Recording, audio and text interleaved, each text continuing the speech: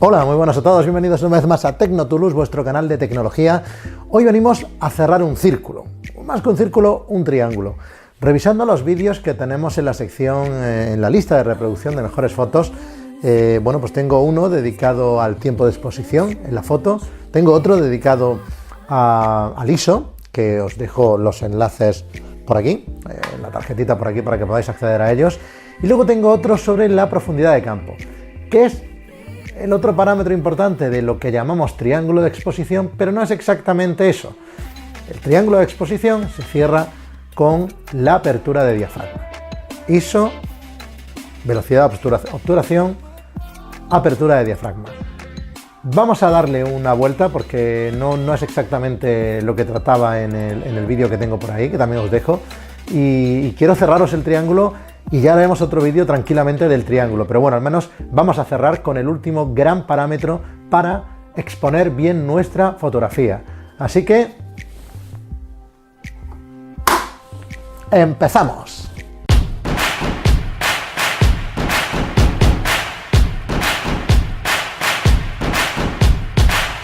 Bueno, la apertura de diafragma, como os adelantaba, es el último parámetro de lo que llamamos triángulo de la exposición, que son los tres parámetros básicos con los que jugando vamos a cambiar la exposición de nuestra fotografía, es decir, vamos a hacer una foto y vamos a darle el matiz que queramos. ¿Qué conseguimos con la apertura de diafragma? ¿De qué va esto de la apertura de diafragma? ¿Para qué nos vale? ¿Y qué matices puede tener más o menos apertura de diafragma? Todas estas preguntas vamos a contestar. ¿Qué es? Bueno, pues sencillamente el diafragma es el agujerito que nosotros abrimos cuando vamos a hacer una foto. Cuando le damos al disparador, ese agujerito se abre, un tiempo determinado, que ese sería el tiempo de exposición, que ya lo hemos explicado. Ese agujerito se puede abrir más o menos, dependiendo de lo que nosotros le digamos a la cámara que lo queremos abrir, si estamos trabajando en manual o en prioridad a la apertura, que es un modo semiautomático que yo recomiendo mucho para la gente que está empezando en la fotografía. Yo personalmente prefiero precisamente controlar sobre otro parámetro saber cuánto abro mi diafragma, porque me va a controlar la profundidad de campo y eso me parece muy interesante. Así que lo puedo abrir más o menos.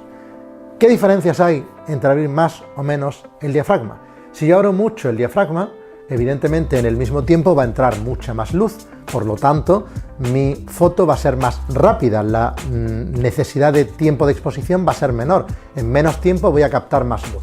Así que si necesito, por ejemplo, hacer una foto de acción, voy a intentar abrir mucho el diafragma, al menos con la intención de que nuestra velocidad de obturación sea muy rápida y por lo tanto congelemos el tiempo. Si por el contrario no me importa la velocidad, puedo cerrarlo. Bueno, ¿y qué gano abriendo cerrando el diafragma aparte de velocidad?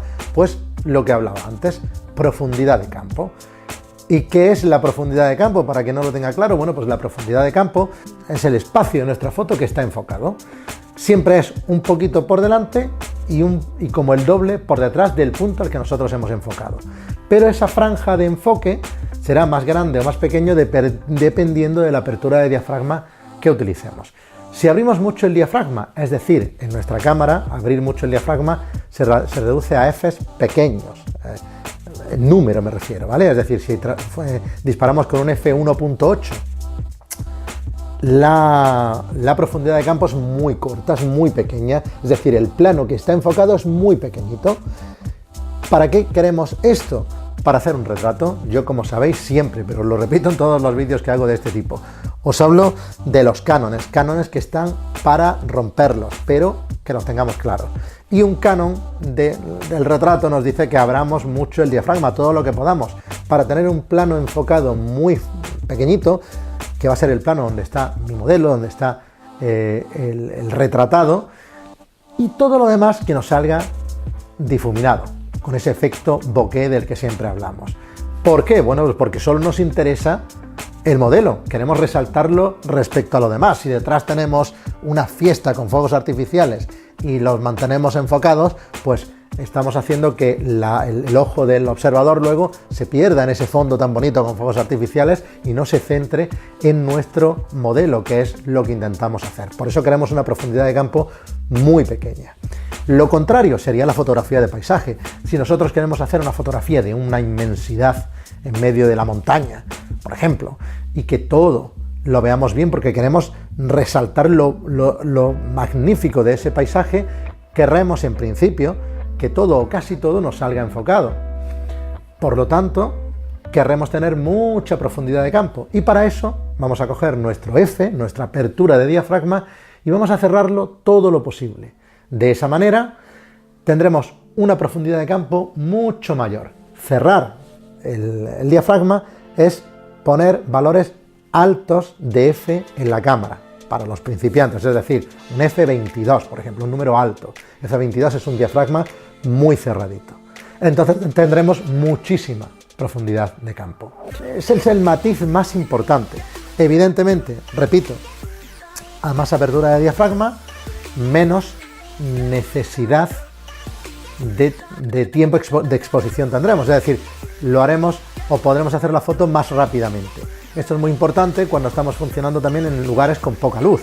Si estamos dentro de una catedral, no tenemos trípode, queremos hacer una foto medio que, probablemente le vamos a pedir a nuestra cámara que abrir el diafragma todo lo que nos deje en nuestra óptica para captar mucha luz en muy poco tiempo, porque si no la foto nos va a salir trepidada. Claro, esto de abrir mucho el diafragma cuesta dinero. Esto es algo que hay que tener en cuenta. Ahí es uno de los parámetros que nos hace subir el precio de las ópticas muchísimo. La apertura de diafragma, para los que tengáis cámaras de fotos con ópticas desmontables, va en la óptica. Es la óptica la que nos permite abrir más o menos. Y el abrir más es un límite técnico, y ese límite técnico se paga. Me explico.